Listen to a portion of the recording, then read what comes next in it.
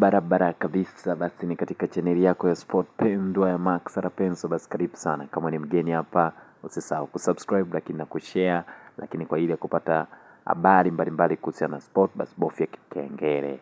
Basi tukienda katika mchezo wa leo ambao umechezwa katika uwanja wa Benjamin Mkapa kati ya Dar Young Africans pamoja na Silver Striker kutokea Malawi au mabingwa wa Malawi.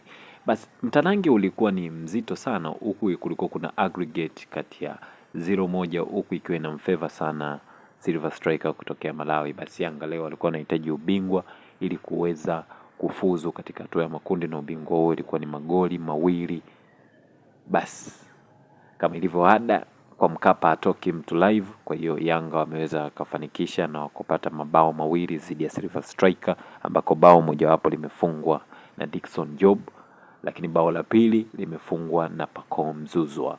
Kwa hiyo hapo ndio matokeo, lakini inathibitisha kuwa uwanja wa nyumbani kwa Yanga ni mgumu sana kwa timu za kigeni kushinda. Lakini sambamba na hivyo, kuna habari za kocha mpya ambaye Tambwe Zarikamwe alizokuwa baada ya mechi alivyokuwa anasema. Basi tupate kumsikiliza kidogo tambo zake na ujio wa huyu kocha mpya.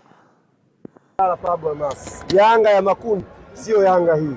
Yanga inakwenda kubadilika kabisa, kwa sababu kocha aliyekuja ametumia wiki mbili kuwasoma wachezaji wetu wote wa kikosi chote na amefanya maamuzi yake. Atatambulishwa leo na kesho anaanza mazoezi Avic Town.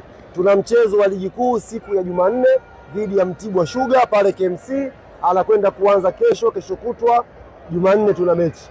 Kwa hiyo tumpe muda mwalimu andae timu yetu vizuri, na naamini inshallah kwenye hatua ya makundi tutakwenda tukiwa tofauti kabisa. Folz alikuwa kocha wa miaka tuache tupumzishe. Nimekwambia wazungu wanasema mpira ni science.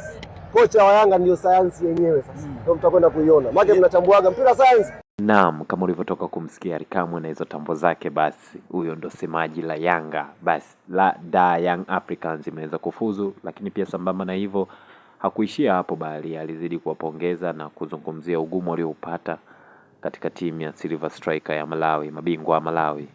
Mimi niwaambie hao tukajipongeza Malawi, nyie sikieni, sitaka niwasahau hawa kiboko. Ungetuidia siri nini hasa wamekifanya? Wewe hujui? Jana tumewachia wafanye mazoezi, mara ghafla uwanja hatuuoni. Malawi acheni. Roto si watu wazuri hao, ndio maana wamekuja katika viuno. Mimi niwaambia watu hawa, kwa nini umetusumbua?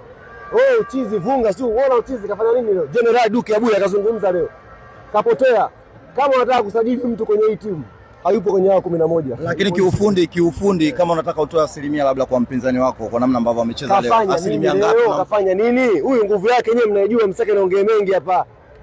Nawaambia kama kuna mtu anataka kusajili mchezaji kwenye hii timu, huyo mchezaji hajaanza leo, yupo nje, utafuteni. Huyo ndo hatari huyo. Huyo ndo hatari baba. Malawi. Mimi sitaki wasahau. Pengine ninakuambia mashabiki wamejitokeza, hawajaleta vurugu, vita vijavunjwa, wanashangilia dakika zote. Huyu sio tu kushangilia dakika 90. Sio kanafu, ukiangalia timu ni shua kidogo tempo. Lakini mashabiki walikuwa kwenye utulivu. Ingekuwa na mashabiki hoya hapa wangeanza mara kocha fanya sabu, mara angusha viti, lakini walikuwa kwenye utulivu wakiamini leo cha muhimu ni kwenda hatua ya makundi. Ndio kitu muhimu zaidi leo.